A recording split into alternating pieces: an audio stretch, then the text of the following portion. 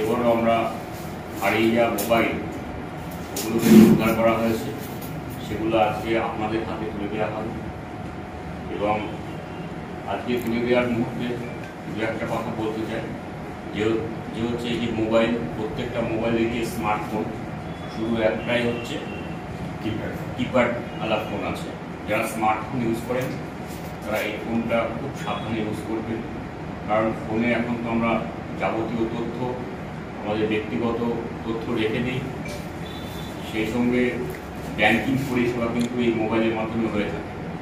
সুতরাং আমরা যদি এই মোবাইল ঠিকভাবে ব্যবহার না করি, তাহলে ভুলবশত কারণে ব্যাংকিং পরিষেবা যে আছে তার মাধ্যমে কিন্তু আপনার গচ্ছিত টাকা অন্য অ্যাকাউন্টে চলে যেতে পারে, বা বিভিন্ন যারা এইসব কাজের অপরাধের সঙ্গে যুক্ত থাকে, সাইবার ক্রাইম অপরাধের সঙ্গে যুক্ত থাকে, তারা কিন্তু আপনাদের ব্যাংকের টাকাও সরিয়ে নিতে পারে। কীভাবে সরিয়ে নিতে পারে?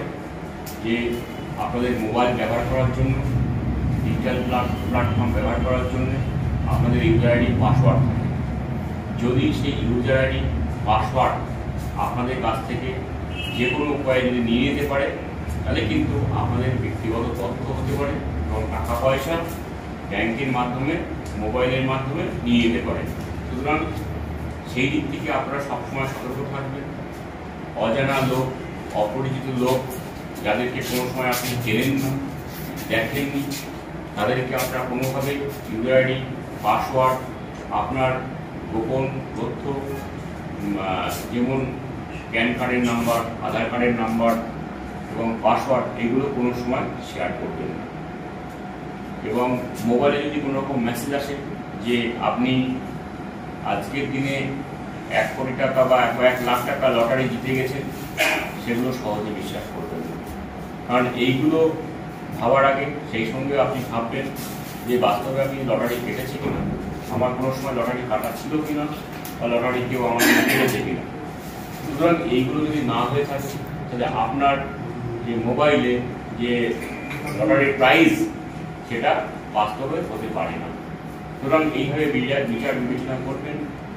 আর Facebook, Twitter, WhatsApp, Instagram, X handle, এইগুলো ব্যবহার করার সময় সাবধানে থাকবেন।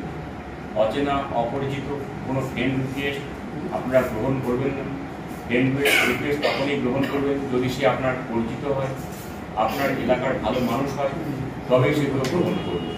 কারণ যাকে আপনি চেনেন না, যাকে আপনি কোনো সময় দেখেননি, তার ফ্রেন্ড রিকোয়েস্ট যদি গ্রহণ করেন, সে বিভিন্ন রকম প্রলোভন দেখবে, প্রলোভন দেখাবে। কী প্রলোভন? ভালো কাজ দেওয়ার প্রলোভন দেবে, ভালো খাবার প্রলোভন দেখাবে, বিদেশে নিয়ে যাওয়ার প্রলোভন দেখাবে। সুতরাং এইসব প্রলোভনের মাধ্যমে আপনাকে ফাঁদে ফেলে নিয়ে আপনার সর্বনাশ করে দেবে। সুতরাং অনলাইনের মাধ্যমে মোবাইলে আসা যে কোনো প্রলোভন, সেগুলো এক ধরনের ফাঁদ। এইগুলোই হচ্ছে ডিজিটাল ক্রাইম বা সাইবার ক্রাইম। এবং এই সাইবার ক্রাইম সম্পর্কে আমরা যেমন আপনাদেরকে বিভিন্ন সময় বলে থাকি, আপনাদেরকেও সবসময় সজাগ হতে হবে। শুধু আইন পড়ে আমরা এরকম শিবির করে কিন্তু কোনো লাভ হবে না, যদি কিনা আপনারা এই বিষয়ে সতর্ক না হন। তাই আশা করব আজকে মোবাইল নিয়ে যাওয়ার সঙ্গে সঙ্গে আপনারাও এই বিষয়ে সতর্ক থাকবেন।